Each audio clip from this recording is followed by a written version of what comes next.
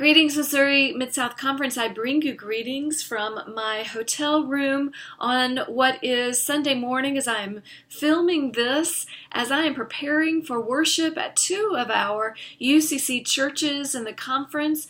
They are St. Luke's in Grand Pass, Missouri, and St. Paul's United Church of Christ in Blackburn, Missouri. Both are pastored by the Reverend Andy Mockridge. And I want to share this morning and celebrate that these two churches are indeed embodying building courageous relationships as they are sharing ministry in yoked ministry with their pastor and teacher, the Reverend Andy Mockridge. I celebrate that we have a number of churches that are sharing ministry in yoked positions and are exploring the possibility of shared ministry with one pastor. I know that St. John in Casco and St. John's in Mantle in the Washington, Missouri area are sharing ministry with Jeff Mignerone and the Reverend John Allen. And I also celebrate that Grace United Church of Christ and Mount Tabor United Church of Christ in the St. Louis area, their pastor and teacher is the Reverend Dr. Carol Barner.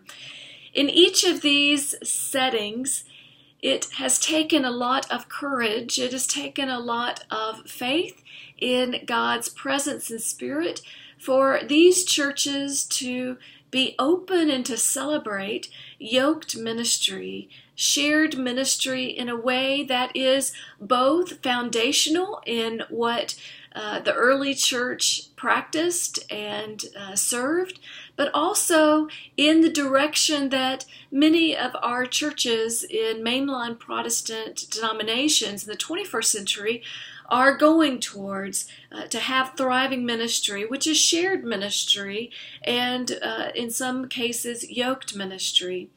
I want to celebrate today the ways in which our shared churches that are sharing ministry indeed are building courageous relationships, because as they share a pastor and teacher, that means that there are some things that are traditional in what is expected or assumed in the role of the pastor and teacher, as well as the church, that have to be shifted.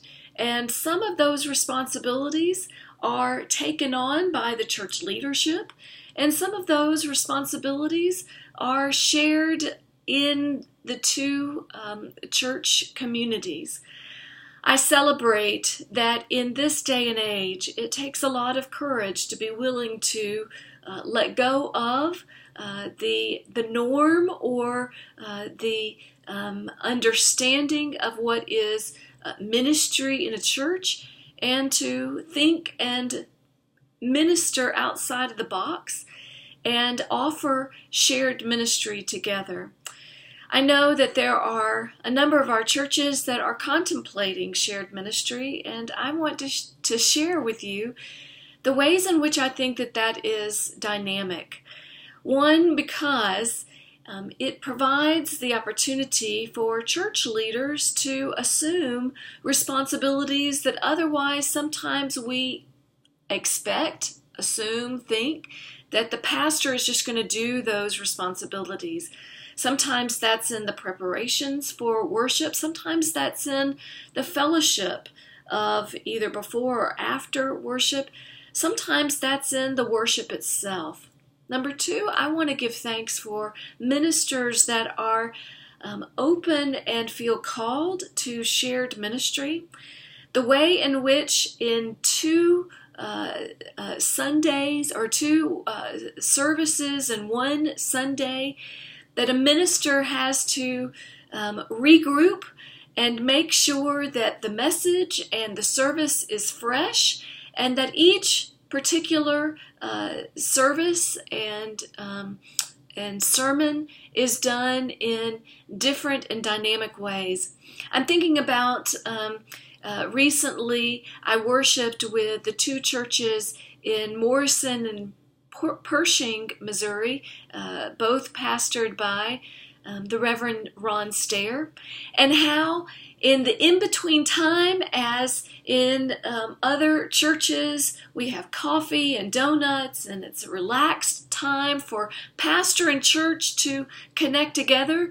For Reverend Stair and I, it was the rush to move from the first church and that worship setting to the second church, and to drive those wonderfully windy, curvy roads, about probably 10 miles between each other, but it took a little bit of patience, and patience both from the minister's perspective but also from the church, that we didn't get there just when church was beginning, but the church leaders had already started, and by the time we got in and put on our robes, they were ready for us to begin worship.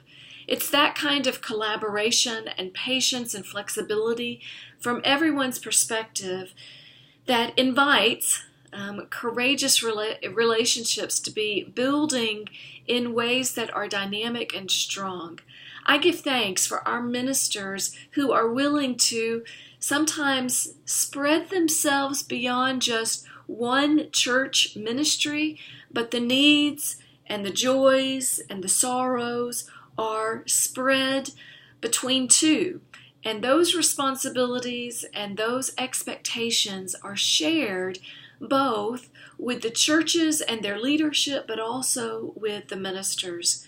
Sometimes we look to one church and as the ideal of what ministry should be, and I would caution us and look to the two church, or sometimes three yoked churches.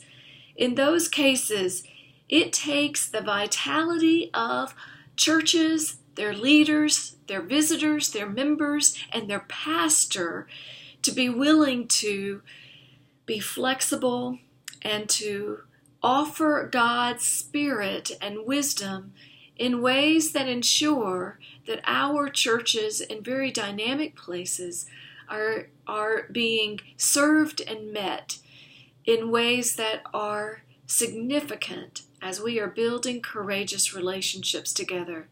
So this week, I invite us to lift up our churches and our pastors that are sharing ministry, that have yoked ministry together, and that we may celebrate and honor them, that they are building courageous relationships as they are teaching us how to be serving God's beloved community in the 21st century for the Missouri Mid-South Conference. Woohoo!